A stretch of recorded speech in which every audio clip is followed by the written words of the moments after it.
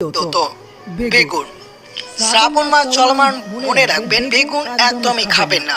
শ্রাবণ মাস চলমান যে ব্যক্তি বেগুন খান সে ব্যক্তি বিভিন্ন ধরনের অসুখ দেখা দিতে পারে। তা অবশ্যই পরিবারের মঙ্গল চাইতে বেগুন গ্রহণ করবেন না। বেগুন গ্রহণ করলে পরিবারের নেগেটিভ এনার্জি ভরে থাকবে, তা অবশ্যই সতর্ক থাকবেন। জ্যোতিষ বিশেষজ্ঞদের মতে শ্রাবণ মাস চলমান কিছুতেই শাকসবজি গ্রহণ করবেন না, কারণ এই সময় এতে বিভিন্ন ধরনের জীবের জন্ম হয়। যদি আপনারা শিব ঠাকুরকে কোনো সবজি অর্পণ করেন তাহলে সেই সবজি কখনো গ্রহণ করবেন না, অর্থাৎ শ্রাবণ মাস চলমান যদি আপনি কোনো সবজি ভোলানাথকে অর্পণ করেন তাহলে আপনি এই শ্রাবণ মাসে সেই সবজি খাবেন, এতে ভগবান শিব অত্যন্ত রাগান্বিত হতে পারে, তা অবশ্যই সতর্ক থাকবেন। কাঁচা দুধ ভগবানের অত্যন্ত প্রিয়। এই শ্রাবণ মাস চলমান কাঁচা দুধ একদমই গ্রহণ করবেন না, যেহেতু ভগবানের শিবলিঙ্গে কাঁচা দুধ অর্পণ করা হয় তা অত্যন্ত শুভ। কিন্তু মনে রাখবেন এই শ্রাবণ মাস চলমান